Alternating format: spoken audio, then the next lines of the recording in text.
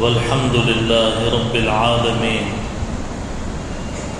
اللهم صل على سيدنا محمد وعلى آل سيدنا محمد وبارك وسلم.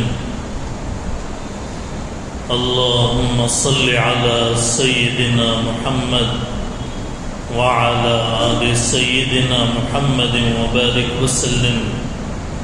اللهم صل على سيدنا محمد وعلى آل سيدنا محمد وبارك وسلم.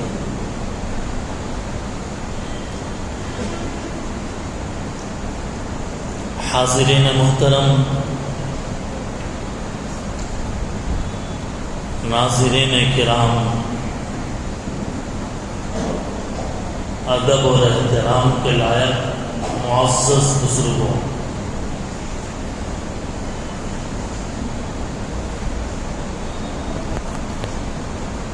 آج دسمبر کی 8 تاریخ ہے،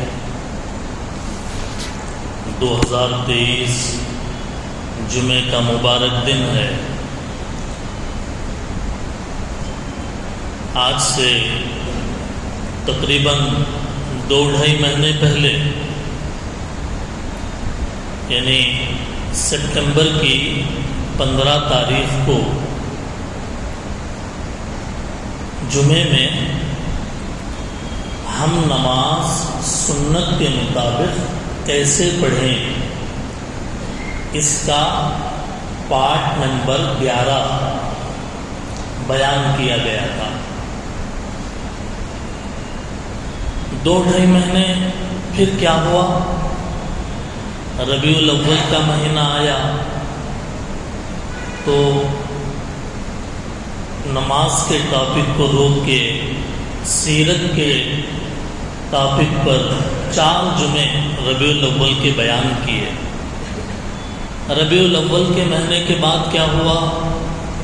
فلسطین کے حالات بڑے سنگین ہو گئے تھے، تو فلسطین کے موضوع پہ 4 جمعے بیان جمعے کے اندر ہوا. 2 مہینے ایسے ہو گئے. اس کے بعد مزید 2-3 جمعہ الیکشن کے، چونکہ سر پہ تھا، ووٹ ڈالنے کی اہمیت، اسلام کے اندر سیاست کا معاملہ، اور پھر مسلمان اپنے ووٹ کی قیمت پہچانے. 3 جمعے تقریباً یہ سلسلہ چلا، اور اب کی بات آج 8 دسمبر آیا ہے. 15 سپٹمبر پہ جس سلسلے کو ہم نے روکا تھا نماز کے، اب اس سلسلے کو ہم یہاں سے کنٹینیو کر رہے ہیں.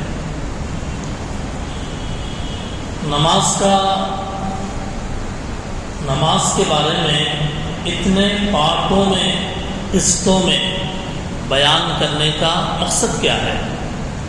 دوسرے بھی موضوعات ہیں، اس پہ بھی بات کی جا سکتی ہے، لیکن نماز کا معاملہ اتنا کھول کر امت کے سامنے، ہمارے بھائیوں کے سامنے، ہمارے مصلیوں کے سامنے کیوں ہم رکھنا چاہ رہے ہیں؟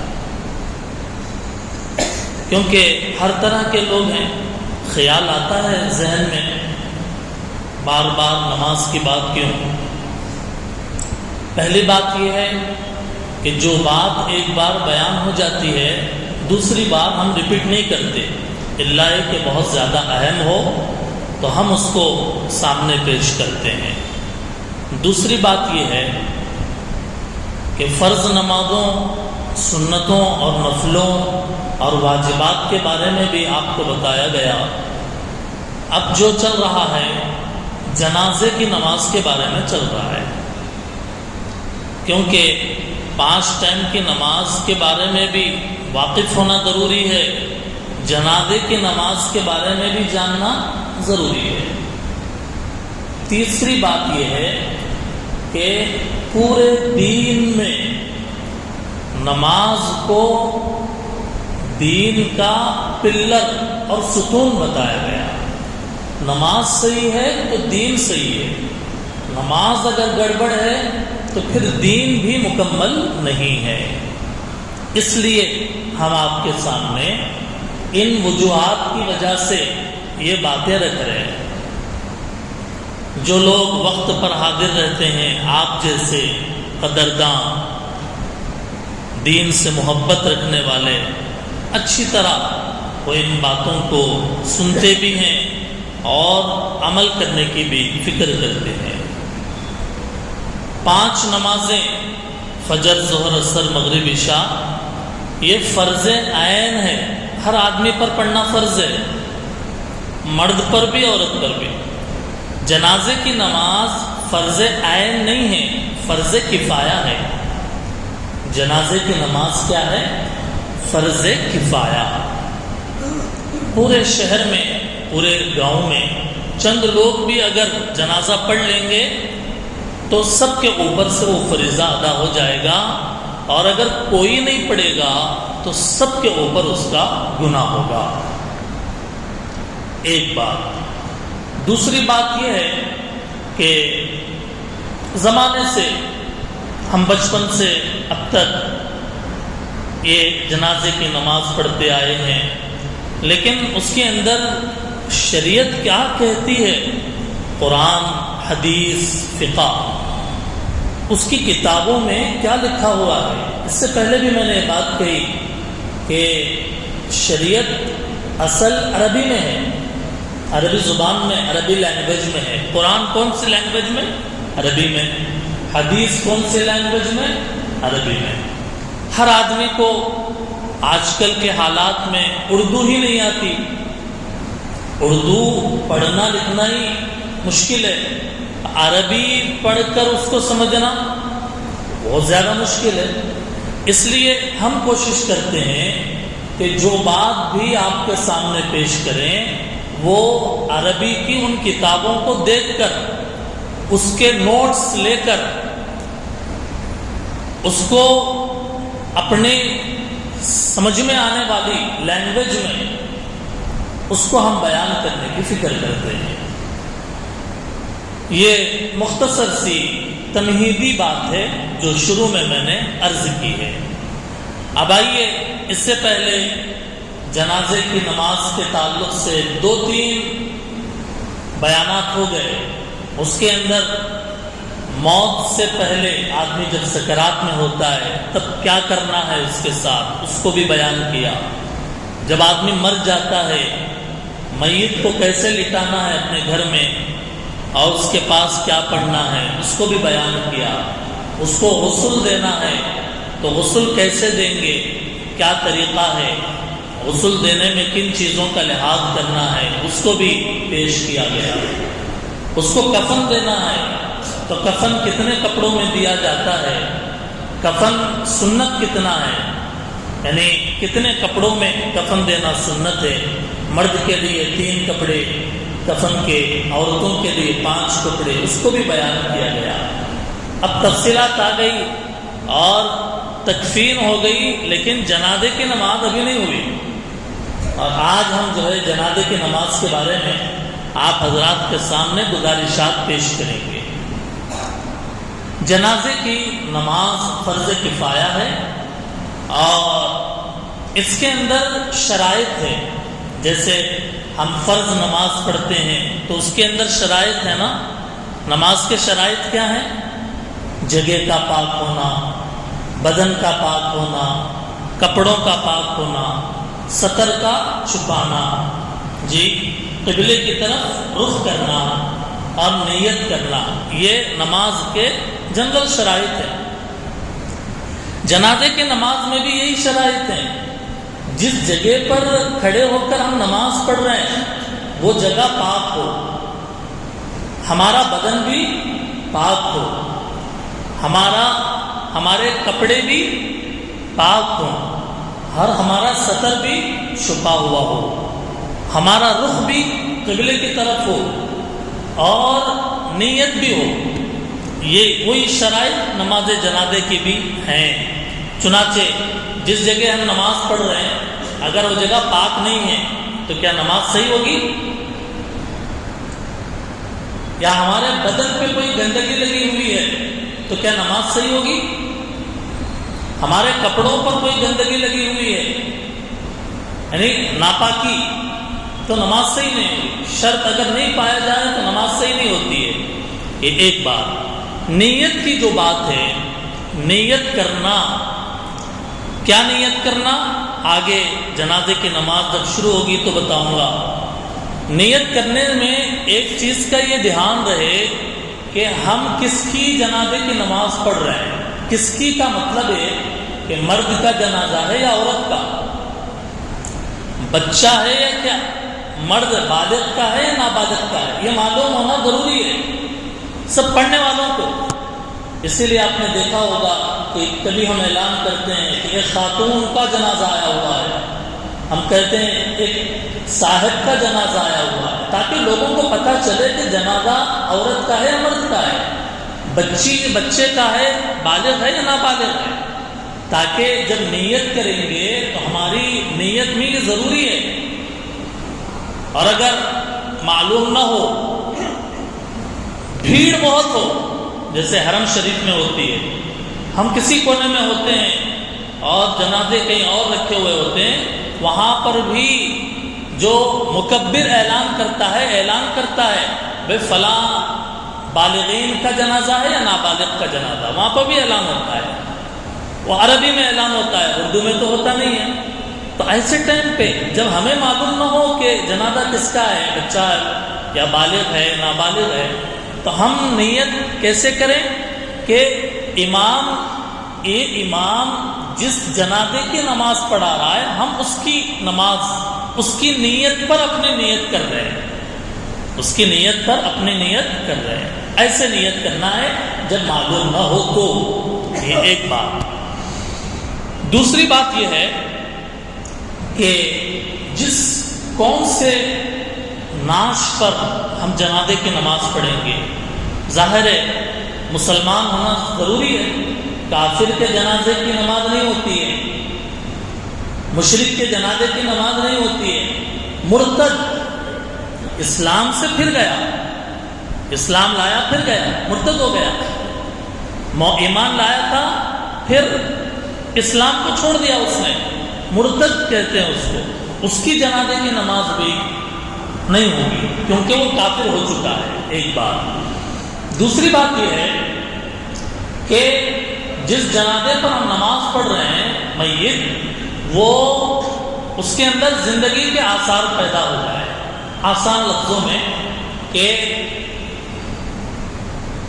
جو جنازہ ہے، مثال کے طور پہ کبھی ایسا ہوتا ہے کہ ڈیلیوری کے بعد 1 دن 2 دن کے بعد بچے کا انتقال ہوتا ہے، جی ہوتا ہے نا ایسا، یا ڈیلیوری ہو گئی اور بچہ رویا، یعنی اس کے اندر باہر ماں کے پیٹ سے باہر آنے کے بعد زندگی کے آثار اس کے اندر ظاہر ہوئے۔ لفظ نوٹ کیجیے آپ، یا تو رویا یا ڈاکٹرز نے کہا زندہ پیدا ہوا تھا لیکن انتقال کر گیا، پیدائش کے وقت مرا ہوا بچہ نہیں بلکہ پیدا ہوا زندہ، اور زندگی کی علامت کیا ہے؟ رونا، جیسا کہ ہوتا ہے عام طور پہ۔ تو ایسی صورت میں اس کے ساتھ کیا کریں گے؟ اب انتقال ہو گیا، اللہ سب کے بچوں کی حفاظت کرے، ایسا نہ ہو کسی ماں کے باپ کے دل کو یہ صدمہ نہ جھیلنا پڑے، لیکن ہو گیا تو کیا کریں گے؟ جواب یہ ہے کہ جب بچہ زندہ پیدا ہوا تھا، علامات زندگی کے تھے اس میں، تو اب اس کا ایک نام ڈیسائیڈ کریں گے، ایک نام رکھیں گے اس کا، اور اس کو باضابطہ غسل بھی دیا جائے گا، کفن بھی دیا جائے گا، جنازے کی نماز بھی پڑھی جائے گی۔ جیسے زندہ لوگوں کے مرنے پر جیسے کرتے ہیں، زندہ آدمی، بڑے آدمی یا چھوٹا جو بھی ہے، اس کے ساتھ کیسے کرتے ہیں؟ غسل بھی، کفن بھی، جنازے کی نماز بھی۔ بچہ زندہ اگر پیدا ہوا تو اس کے ساتھ بھی ایسے ہی، اس کا نام رکھیں گے، غسل، کفن، جنازے کی نماز پڑھیں گے۔ بات سمجھ میں آئی؟ اچھا، اگر ڈاکٹرز نے کہا کہ بچہ پیدا ہی ماں کے پیٹ میں ہی مر گیا تھا، باہر زندگی کے آثار نہیں ہیں اس کے اندر، ماں کے پیٹ سے ہی بچہ مرا ہوا یعنی موت کی حالت میں باہر آیا، تو اب اس کے لیے یہ کرنا ہے کہ ایک کپڑے میں لپیٹ کر اس کو کسی زمین میں، قبرستان ہی مان لیجیے، تو وہاں پہ دفن کر دینا ہے۔ جو زندہ پیدا ہوا اس کی جنازے کی نماز ہے۔ اگر بچہ موت کی حالت میں پیدا ہوا، مرا ہوا، تو اس پہ نہ غسل ہے، نہ کفن ہے، اور نہ جنازے کی نماز ہے۔ بات سمجھ میں آئی تو آگے بڑھیں۔ ٹھیک، اب دیکھیے کہ اگر کسی میت کو غسل نہ دیا گیا، تو غسل دینے والا ہے ہی نہیں، تو میت کا پاک ہونا بھی ضروری ہے، غسل دینا بھی ضروری ہے۔ حتیٰ کہ اگر غسل نہیں دیا گیا تو اس میت پر، اس جنازے پر نماز صحیح نہیں ہوگی۔ ارے نہیں ہے بھائی کوئی بھی جناب غسل دینے والے نہیں ہیں، چلو دفنا دیجیے، نہیں، ایسے نہیں ہوتا، بلکہ غسل ضروری ہے۔ میت کے جسم کا پاک ہونا بھی، یعنی اوپر سے پاک ہونا بھی ضروری ہے۔ یہ ایک بات۔ اب آئیے فرائض نماز جنازہ کے فرائض کتنے ہیں؟ ہمارے فرض نمازیں جو ہوتی ہیں، فجر، ظہر، عصر یا دیگر سنن نوافل، اس کے اندر کیا فرض ہے؟ قیام، قرات، رکوع، سجدہ، قائد اخیرہ، یہ فرض ہے نا بھائی؟ ارے ہے نہیں ہے تو یہ فرض ہے۔ جنازے کی نماز میں کیا فرض ہیں؟ دو چیزیں۔ جنازے کی نماز میں کیا ہے؟ دو چیزیں فرض ہیں۔ نمبر ایک، قیام، کھڑے ہونا۔ مجبوری اگر ہے الگ بات ہے، یعنی کھڑے ہی نہیں ہو سکتا الگ بات ہے، معذور ہے الگ بات ہے، لیکن کھڑے ہونا، قیام کیا ہے؟ فرض ہے جنازے کی نماز میں بھی۔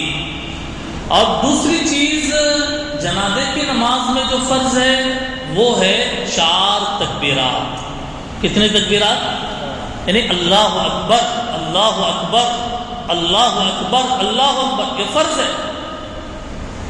کتنی چیزیں ہوئی؟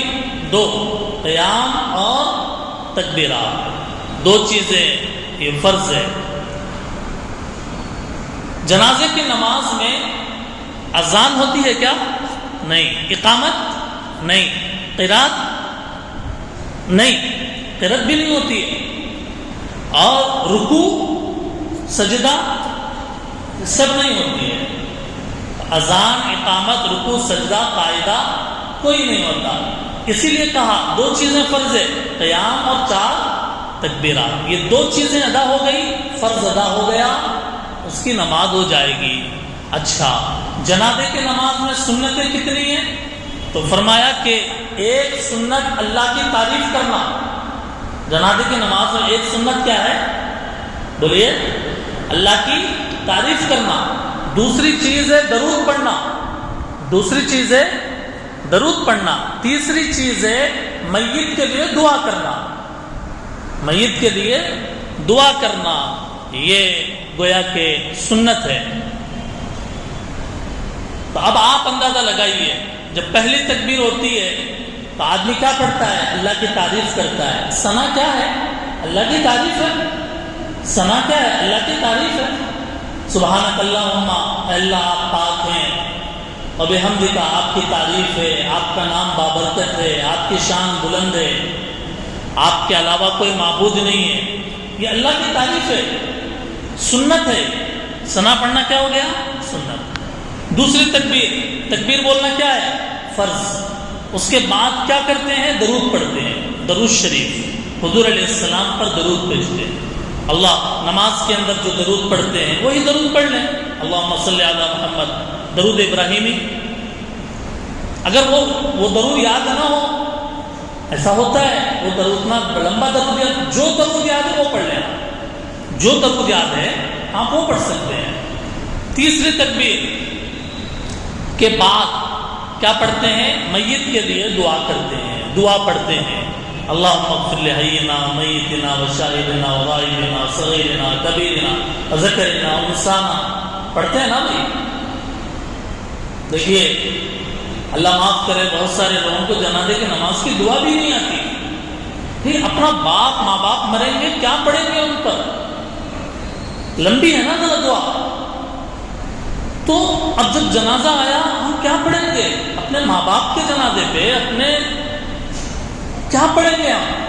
اس لیے میرے بھائیوں، آپ جنازے کی نماز اگر دعا یاد نہیں ہے، شرمندہ نہ ہو.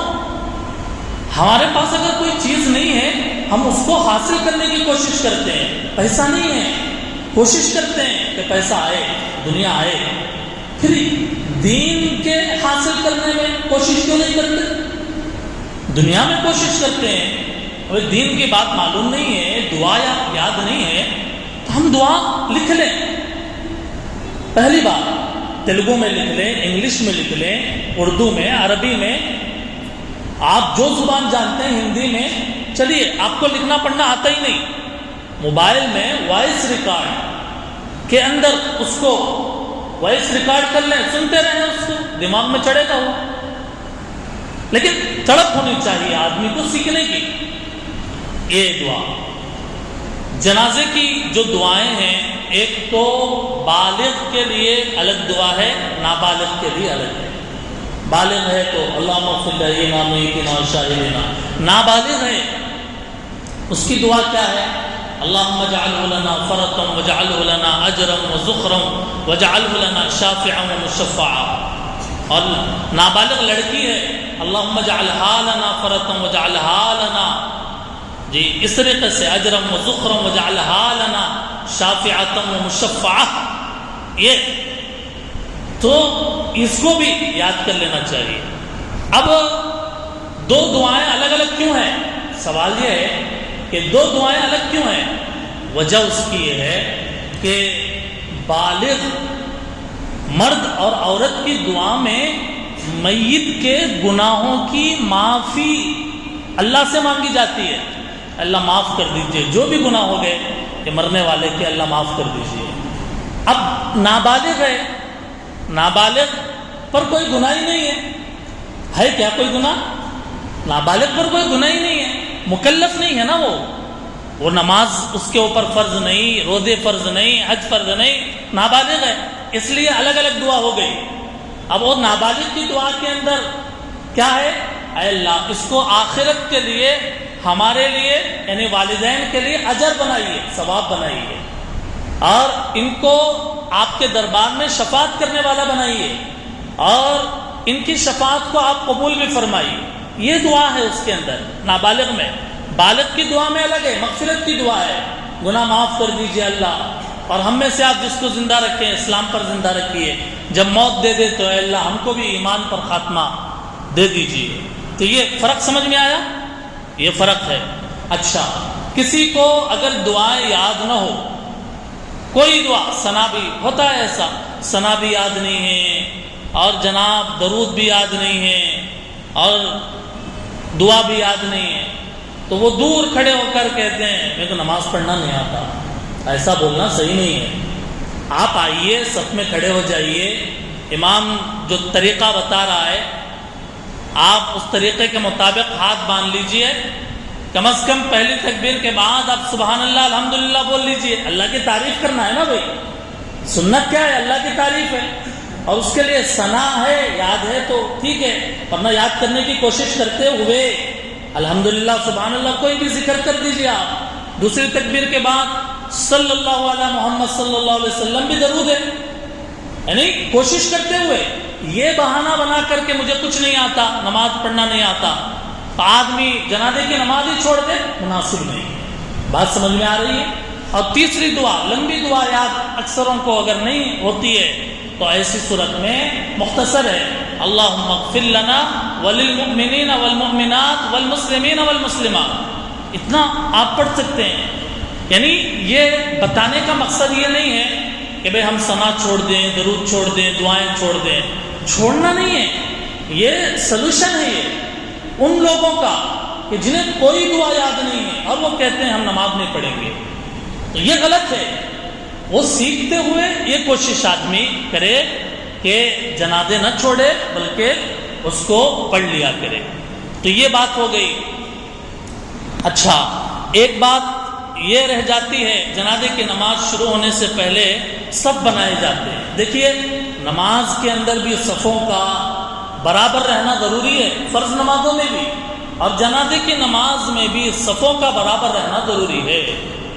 صف ٹیڑھی نہ رہے کہ بھئی ایک ادھر جا رہا دوسرا ادھر جا رہا ہے، تو ایسے ٹیڑھی صف نہ رہے، بلکہ اسی لیے مسجد کے باہر جنازہ پڑھنے کی جو جگہ ہے وہاں پہ کچھ ایسی علامات ہوں کہ جس علامات پر کھڑے ہو کر ہم اپنی صفیں درست کر سکتے ہوں۔ جیسے مسجد نبوی سے باہر جنازے کی باضابطہ جگہ بنی ہوئی تھی اللہ کے نبی کے زمانے میں۔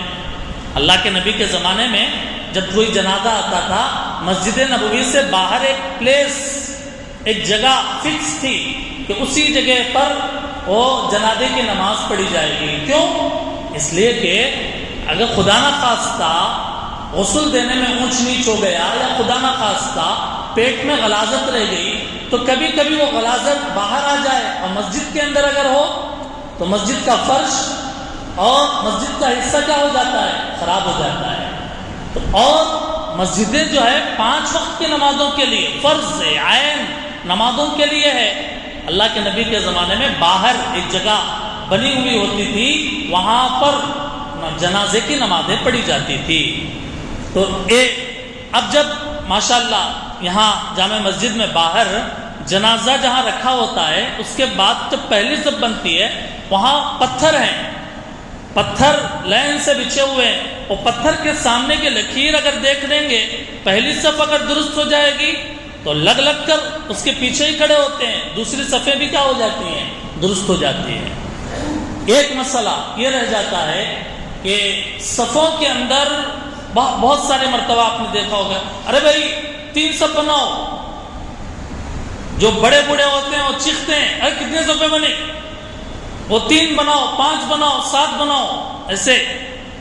تو مسئلہ کیا ہے؟ اصل میں مسئلہ یہ ہے کہ ابو داؤد کی ایک حدیث ہے، ابو داؤد شریف میں اللہ کے نبی نے فرمایا جس جنازے کے اوپر 3 صفیں مسلمانوں کی نماز جنازہ پڑھتی ہے، اللہ تعالیٰ اس کے لیے جنت لکھ دیتے ہیں، اللہ تعالیٰ اس کے لیے جنت لکھ دیتے ہیں۔ اس حدیث کو بنیاد بنا کر فقہا نے مسئلہ یہ بیان کیا ہے کہ جنازے کی جو صفیں ہیں وہ صفیں کیسی قدد میں بنانا چاہیے۔ قدد کا کیا مطلب ہے؟ قدد کا مطلب یہ ہے کہ 3 یا پھر اس کے بعد 5، اور اگر مجمع زیادہ ہو تو 7۔ یہ سنت ہے، مستحب ہے ایسا کرنا۔ یعنی اگر نہ کرے، کسی جگہ اگر 2 ہی صفیں بنی یا 4 صفیں بنی تو ہم فتویٰ لگا دیں کہ بھئی جنازے کی نماز ہی نہیں ہوئی، یہ غلط ہے۔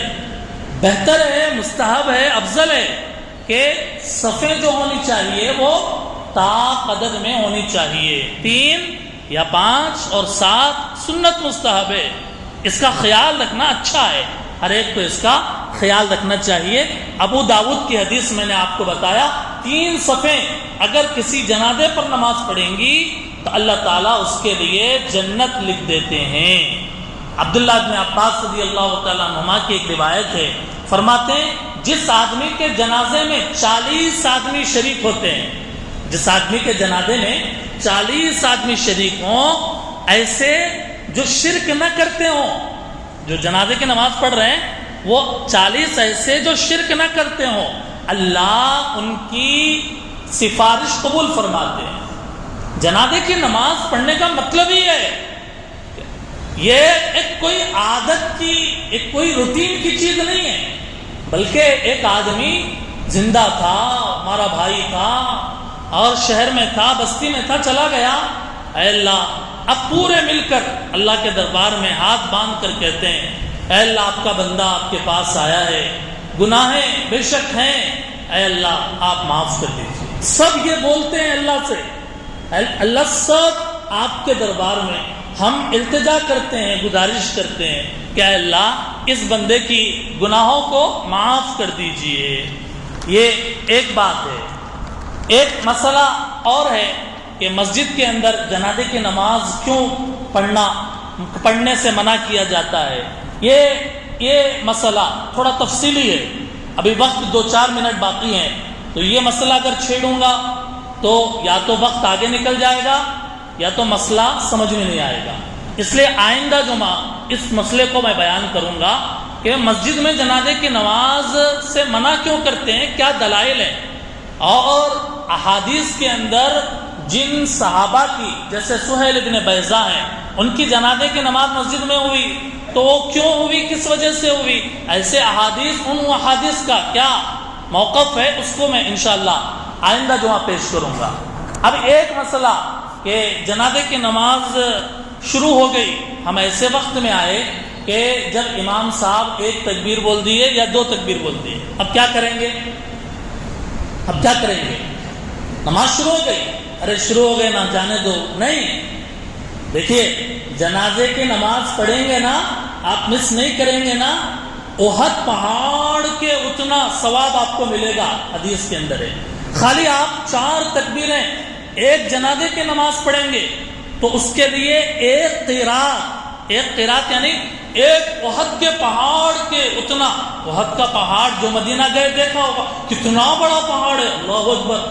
یہاں نیکیاں سبحان اللہ بولتے بولتے کتنے سال لگ جائیں تو احد کے اتنا ثواب ملے گا. یہاں اللہ کے رسول فرما رہے ہیں جنازے کی نماز پڑھ لو تمہیں احد کے پہاڑ کے اتنا ثواب ملے گا.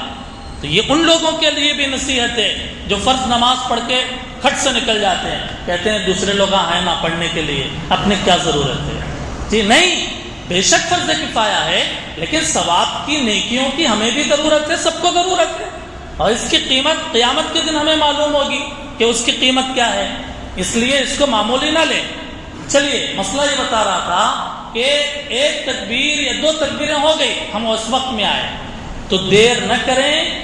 جس پوزیشن میں ہم جنازے کی جماعت کو پا رہے ہیں، آ کے امام جب ایک تکبیر بولے گا اللہ اکبر بول کے خود بھی بولیں اور رکعت باندھ لیے، اور اس کے بعد 2 تکبیریں بول کے امام صاحب کیا ہے سلام پھیر دیے.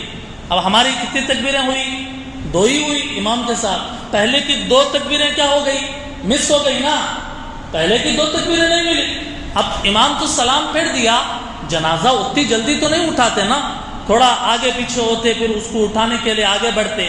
تو اس دوران میں اپنی وہ جو 2 چھٹی ہوئی تکبیریں، آپ امام کے سلام پھیرنے کے بعد اللہ اکبر کہہ کر سبحانک اللہم بحمدک جلدی، اور دوسری تکبیر بول کے اللہم اغفر لحینا میتنا یا اللہم اغفر لنا وللمؤمنین والمؤمنات والمسلمین والمسلمات پڑھ کے سلام پھیر دیتے. جیسے فرض نماز میں آپ 2 رکعت چھوڑ گئی آپ کی، امام کے سلام پھیرنے کے بعد اٹھ کے کیا کرتے ہیں؟ اپنی نماز مکمل کرتے ہیں نا.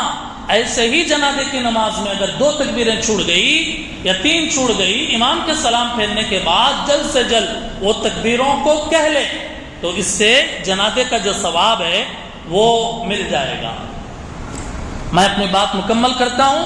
کچھ اور جزیات ہیں جنازے کی نماز کے تعلق سے، اور پھر قبرستان میں دفن کرنے کا کیا طریقہ ہے کہ جس کو فقہ میں، حدیث میں، قرآن کے نصوص کی روشنی میں بیان کیا گیا. آئندہ جمعہ اس کو بیان کیا جائے گا. دعا فرمائیں کہ اللہ تعالیٰ سب لوگوں کی عمروں میں بے حد برکتیں نصیب فرمائے. ہر ایک کو اللہ تعالیٰ عمر نوح نصیب فرمائے. عمر نوح، حضرت نوح علیہ السلام کتنے سال جیے؟ 950 سال تو دعوت کا کام کرے، لیکن بڑی لمبی عمر جیے.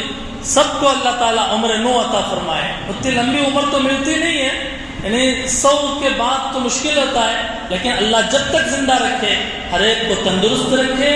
ایمان، اعمال صالحہ، اچھے کام، اللہ کو راضی کرنے والے کام، ایک دوسرے کے حقوق کی ادائیگی کے ساتھ اللہ تعالیٰ ہم سب کو جینے کی اور ایسی حالت میں اللہ کے پاس پہنچنے کی کہ اللہ ہم سے راضی اور ہم اللہ سے راضی ہو جائیں. اللہ تعالیٰ ہم سب کو توفیق عمل نصیب فرمائے. سنتیں